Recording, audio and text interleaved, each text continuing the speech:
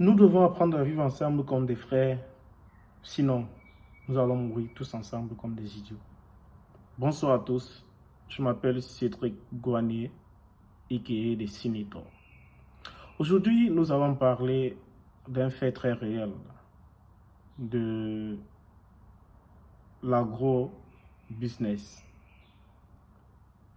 On va essayer de la comparer avec l'immobilier.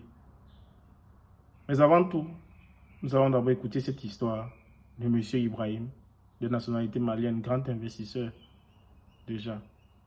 Écoutons d'abord l'histoire.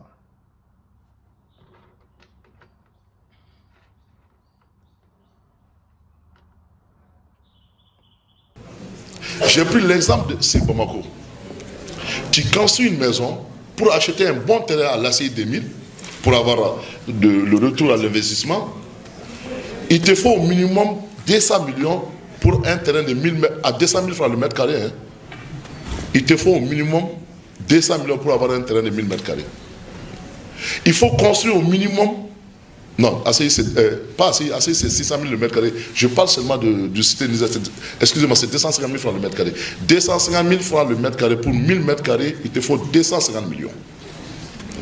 Et il faut construire une maison au minimum de 250 millions pour prétendre avoir location à 1 500 000 par mois.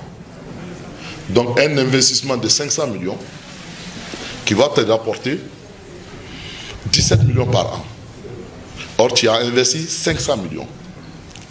Les 17 millions là, pendant 10 ans, ça fait 170 millions. Pendant 20 ans, même en 30 ans, tu ne peux pas avoir ton argent. Surtout après 10 ans, la maison se détériore.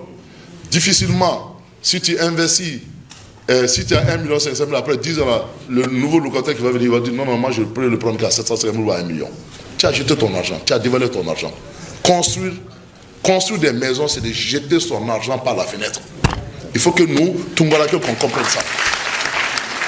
Les gens disent, moi j'ai des gens qui me disent, mais tu sais, j'ai 10 maisons. Je dis, tu as jeté ton argent. Tu fais quoi avec 10 maisons? Tu construis une maison, il n'y a que le gardien qui est devant la porte. Or, avec cet argent-là, la moitié de cet argent, tu peux employer des centaines de jeunes. Tant qu'on ne comprend pas ça, on jette notre argent par la fenêtre. Même en 30 ans, tu ne vas pas récupérer ton argent. L'investissement, je vais vous dire, parce que pour les 5 hectares, on a fait vraiment du high-tech. Parce que je voulais faire le summum de l'investissement. Je n'ai investi que 50 millions. Non, réellement 37 millions. 37 millions. Alors, je reviens dans les calculs. 20 800 pieds à l'hectare. Je parle de melon. Chaque pied te donne 3 pastèques, 3 melons, excusez-moi. Melon bané, allons avec une moyenne de 1 kg par melon. Ça te fait 70 400 kilos à l'hectare. Multiplie moitié prix. Au lieu de 1500, non. Prends seulement 600 francs par kilo. J'ai fait une calcul. Ça te fait 62 000. Il faut le vérifier avec moi. 70 400 kilos qu'on multiplie par 600, tu as 37 400 par hectare en 2 mois.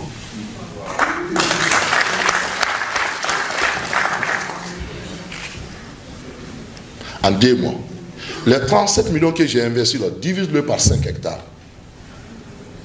L'investissement, c'est combien? Comparé à quelqu'un qui a investi 500 millions pour faire une maison. Vous comprenez? 37 millions, tu peux le faire au minimum. Théoriquement, tu peux le faire 5 fois dans l'année, parce que chaque 2 mois, tu peux produire. Mais non. Allons sur la base seulement de 3 fois dans l'année. Donc 37 millions, 3 fois dans l'année, ça te fait à peu près 100 et quelques millions par hectare. Si tu as 10 hectares, 100 et quelques millions, si tu as 10 hectares, tu as combien? 1 milliard.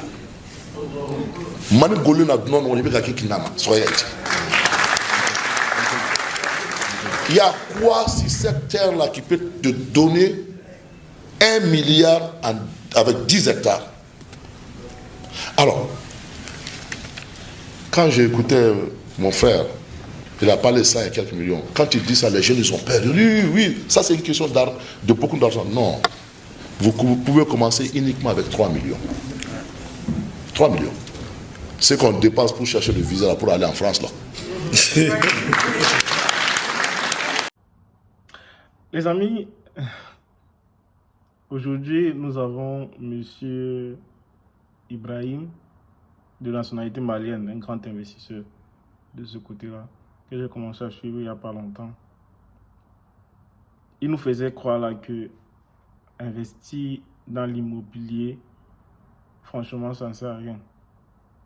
Ça ne sert à rien. Dans la mesure où il y a des secteurs plus promoteurs. Et il a parfaitement raison.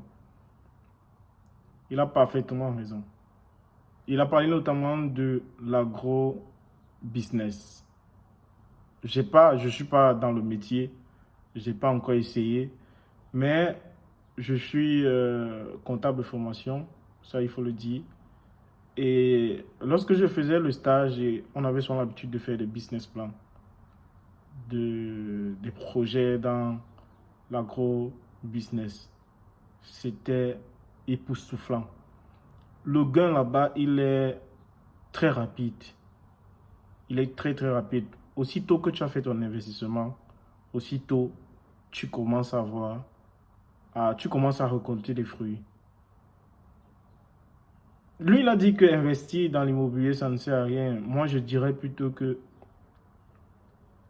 on peut investir dans l'immobilier, mais quand on a déjà un certain argent, on peut se décider d'investir dans l'immobilier parce qu'on se dit, tiens, c'est une assurance, non? C'est un argent déposé à vie que même ses futurs enfants ou alors ses futurs petits-enfants peuvent en bénéficier. Mais sinon, si on a besoin du là, c'est important de s'intéresser à l'agro-business parce que c'est quelque chose qui donne vraiment de l'argent. C'est quelque chose qui donne vraiment de l'argent, énormément. C'est vrai, il y a des risques. Il y a des risques. Mais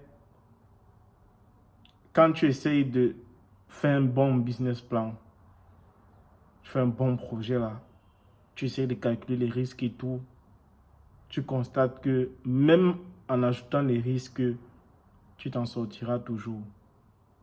Il peut y avoir des maladies, je veux dire ça comment? Des problèmes sanitaires, ouais, un peu. On peut déclarer, par exemple, si tu fais, par exemple, je prends l'exemple, tu fais dans les poulets, il peut y avoir la grippe aviaire et qu'on sort et ça te bousille. Mais, tu auras gagné combien d'apport? Ce qui est sûr, c'est que la grippe aviaire ne va pas rester éternellement. Ça sera déclaré un moment et ça va finir après. Tu vas continuer dans ton business et tu vas toujours collecter de l'argent. Si c'est dans l'agriculture que tu fais, il peut y avoir des trucs, des insectes qui détruisent ton produit. Je vais dire ça comment, qui détruisent ton produit au champ. Il faut savoir comment remédier à cela. Le plus important dans tout ça, les amis, c'est d'avoir un bon projet, faire un bon business plan. Chercher des personnes qui sont dans le domaine, qui vont pouvoir vous aider à, je vais dire ça comment, à travailler dans ce sens-là. Non, vous ne pouvez pas faire ce travail seul. Si vous n'êtes pas agriculteur, vous ne pouvez pas vraiment aller au champ pour s'aimer quelque chose. Il faut chercher des agriculteurs. Vous, c'est votre business, mais il y a des personnes qui sont faites pour faire. Il y a des personnes qui sont formées pour ça. Il a encore dit quelque chose de très pertinent. Lorsque tu fais dans l'immobilier, c'est vrai, tu héberges des personnes, tu vois, tu héberges des personnes. Mais en réalité, tu n'emploies pas assez de personnes. Parce qu'il faut se dire, se lancer dans l'entrepreneuriat, c'est créer des richesses. Ce n'est pas se faire de l'argent. C'est pas se faire de l'argent. Si c'est pour se faire de l'argent, on pouvait je ne sais pas trop, essayer de monopoliser tout dans une entreprise, mais bien qu'on ne peut même pas. Mais c'est pour créer des richesses. Et quand on dit créer des richesses, c'est qu'on crée des emplois. Il y a les impôts qu'on paye. Et ça permet que le pays soit un peu plus développé. C'est vrai, en faisant les maisons, ça rend jolie la ville et tout. Mais ça ne joue pas le même rôle que l'agro-business. Parce que quand tu fais dans l'agro-business, tu emploies des gens qui vont travailler pour toi, qui vont se faire des bénéfices derrière ce travail-là. Ouais, un peu. Il y a autant de choses. Il y a un proverbe chinois qui dit ceci. Si tu as un projet de 1 an, plante le maïs. Comme ça, avant les 1 an, là, ton maïs sera prêt pour la récolte. Tu vas récolter et tu vas réaliser ton projet. Si tu as un projet de 10 ans, plante un arbre fruitier. Prenons par exemple la mangue. Tu plantes la mangue, peut-être à 5 ans, ton manguier produira déjà des fruits et tu pourras les récolter, vendre et garder l'argent, ainsi de suite. Chaque année, tu récoltes, tu vends. Et au bout de 10 ans, tu auras déjà cet argent-là pour réaliser ton projet. Mais si tu as un projet de 100 ans, il faut éduquer les hommes. Il faut éduquer les hommes. Parce que ce n'est pas sûr que dans 100 ans, tu vivras encore. Et c'est à travers ton éducation que l'homme pourra réaliser ton projet. Je vais prendre un exemple. Prenons l'exemple de Martin Luther King, I Have a Dream, qui a rêvé qu'un noir sera un jour président des États-Unis. Qu'est-ce qu'il a fait? Il a éduqué les masses, il a éduqué les populations, il a éduqué les hommes. Et je pense qu'en 2010, il y a eu un président noir au nom de Barack Obama. C'est pour dire quoi?